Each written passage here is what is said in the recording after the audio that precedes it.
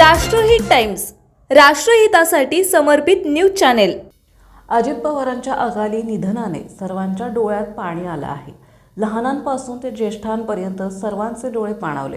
विमान अपघातानंतर महाराष्ट्र धाय मोकलून डोळे चोरून रडला। महाराष्ट्रातील दिग्गज नेत्यांनीही आपल्या भावना व्यक्त करताना डोळ्यात पाणी आणलं, तर बारामतीसह राज्यभरातील लाडक्या बहिणींच्या डोळ्यात आज पाणी आल्याचं दिसून आलं।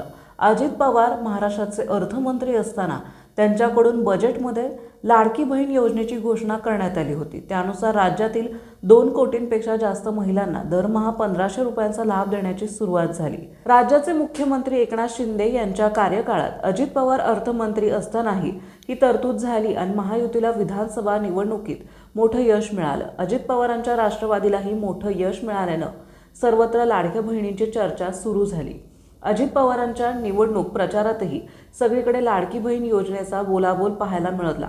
राष्ट्रवादी काँग्रेसच्या महिला पदाधिकाऱ्यांना खास गुलाबी रंगाचे फेटे परिधान करून विविध कार्यक्रमांना प्रचार केला जात होता।